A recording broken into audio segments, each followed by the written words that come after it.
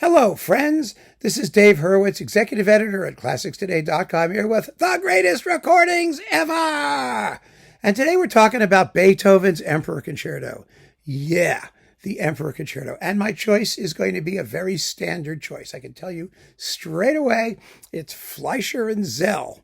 Yes, Fleisher and Szell, because, well, when something's been basically the reference recording for the past 60 years or something like that, there's a reason. Since the 1950s, 70 years, it's unbelievable, really, when you think about it.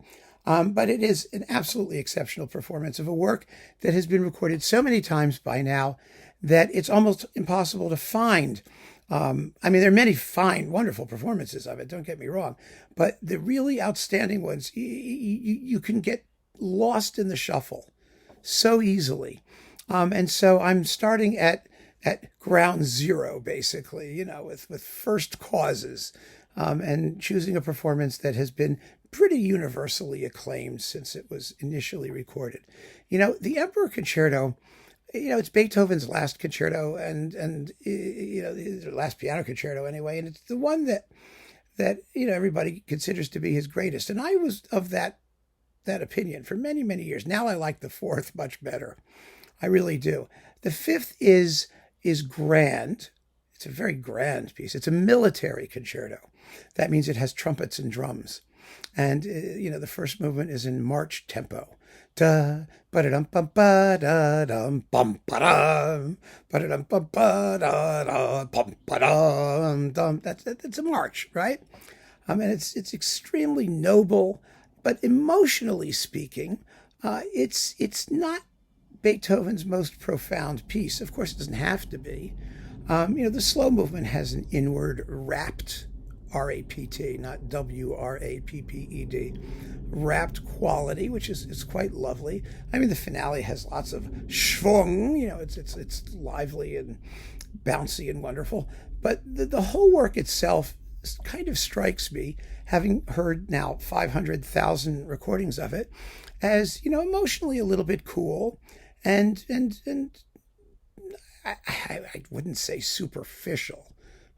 Lightning bolt might come down and zap me if I were to even suggest that a late work of Beethoven could possibly be superficial, because it's a work of formal and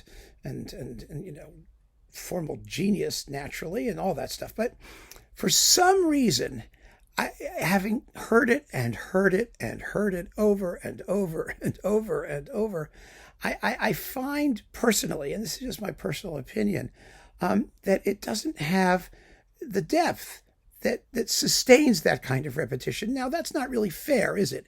Because Beethoven couldn't possibly have intended that this music be repeated that frequently.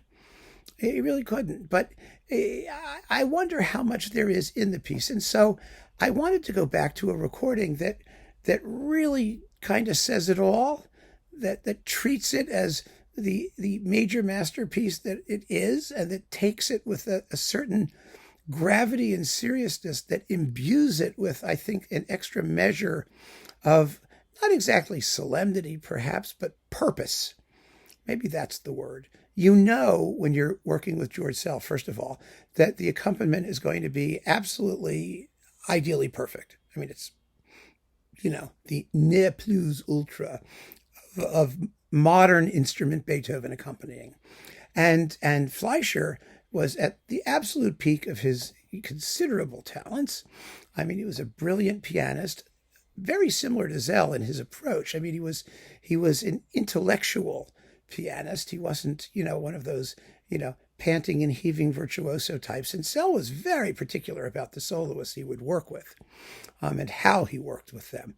And so they make a wonderful, wonderful pair. And there is so much give and take between the solo and the orchestra. It's so beautifully done. And the recording is excellent. It's well balanced. You can hear absolutely everything. It just, everything fits and sounds right and good and proper, and the way it's supposed to sound.